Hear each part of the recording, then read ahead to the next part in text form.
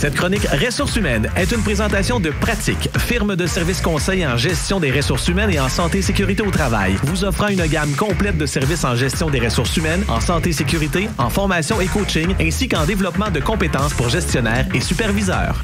Certainement, Caroline Ouellette de chez Pratique est avec nous. Bon matin, Caroline. Bon matin, Sylvain. Comment tu vas? Toujours bien. Toujours bien. Hey, on parle d'intelligence ce matin, intelligence émotionnelle. Exactement. On pense souvent au QI, mais là, on va parler d'intelligence émotionnelle. C'est quoi ça? Je vais prendre le temps de vous l'expliquer avant qu'on en parle. Donc, c'est quoi? Ben, c'est la capacité à, reconnaître, comprendre puis maîtriser ses propres émotions. Déjà, autant en entreprise que dans notre vie personnelle, c'est un atout quand on peut gérer nos émotions. Après ça, c'est aussi les émotions des autres qu'on va apprendre à comprendre ou à travailler différemment avec. OK. Fait que ça, c'est en gros ce qui est... Pour un gestionnaire, c'est un plus aussi, on le devine. Un gros plus, et c'est pour ça que je vais en parler aujourd'hui. Parce que en fait, on apprend à mieux se connaître. Donc, on apprend aussi à prendre conscience de ses propres émotions, mais à être aussi éventuellement capable de les nommer. Bon, là, je sens une grosse frustration à cause de son attitude. OK, bien, vu que je sais que je suis frustrée, je suis déjà retirée de la situation puis en train de m'observer. Fait qu'au lieu de réagir automatiquement, je peux gérer ma réaction en fonction de ce que je veux atteindre comme objectif. Par contre, si je ne suis pas capable d'avoir mon niveau d'intelligence émotionnelle assez élevé, qu'est-ce que ça va faire?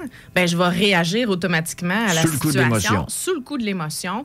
Ça va avoir des conséquences, des fois, pas mal plus négatives que ce qu'on pensait.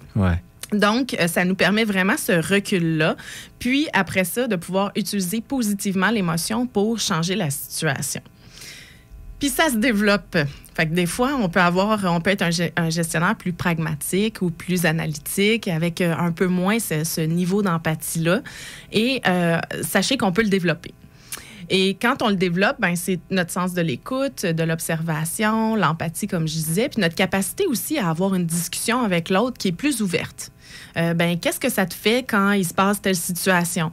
Puis pourquoi tu réagis comme ça? Puis comment tu pourrais réagir autrement? Mais si à la base, j'ai même pas d'intérêt pour ça, ben, c'est sûr que je vais pas aller plus loin dans cette situation-là puis aider mon employé à changer son comportement dans des événements particuliers.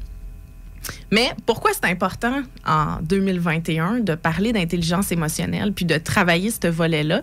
Bien, ça permet de nous adapter aux émotions des autres, beaucoup. Ça permet aussi de garder notre sang-froid, comme on l'a dit tantôt. Parce qu'on peut être un très bon gestionnaire, mais être caractériel et puis... très réactif. J'imagine qu'il y a aussi...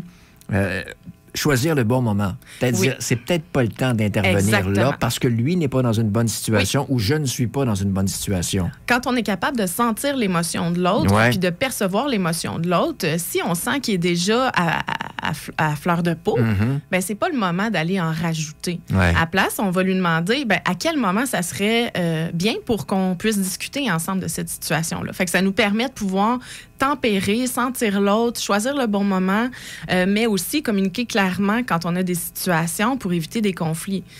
Actuellement, la situation qu'on vient de vivre me dérange énormément. Donc, on parle au jeu et ça amène quelque chose de différent aussi dans la relation. On n'est pas juste en train de blâmer l'autre ou de vouloir faire changer l'autre sans parler de comment nous, ça nous affecte ou ce qu'on peut améliorer de notre côté.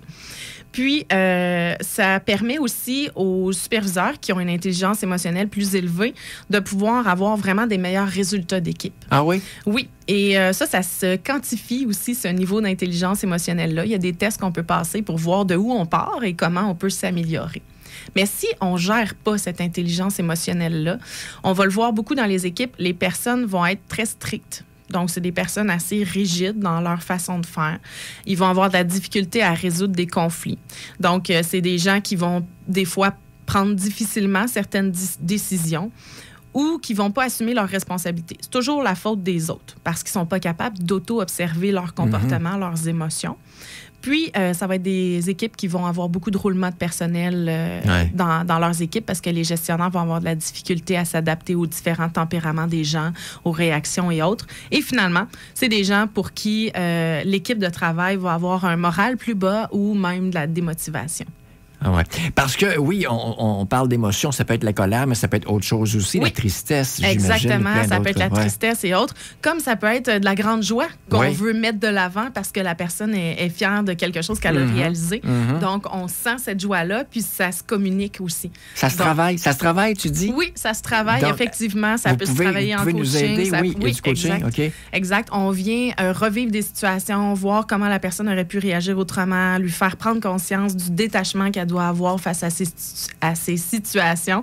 Puis il y a plein d'autres façons de le travailler. C'est fou, toutes les formations que vous donnez, pareil, chez vous. Oui, on a bien du plaisir à pouvoir aider les gens à se développer. On fait comment pour en apprendre plus sur vous? On peut aller au www.pratique.ca, soit qu'on peut collaborer en mode formation, coaching ou tout simplement avec nos blogs et nos informations. Tu me parlais avant d'aller en onde de formation pour les conducteurs de lift. Oui, de chariot élévateur, nacelle, OK, parfait. Oui, exact. Donc, c'est autant le niveau mental que physique sur le plancher. Puis ça, c'est vraiment, il y a une gamme de services offerts. Allez faire un tour sur le site. Merci, Caroline. Merci beaucoup, Bon week-end Sylvain. Et puis bonne semaine. Merci. Bye-bye. Passion, rigueur, authenticité, travail d'équipe, innovation et qualité. Pratique, votre firme RH dans Lanaudière. Plus d'informations, pratique.ca. Suivez-nous sur Facebook.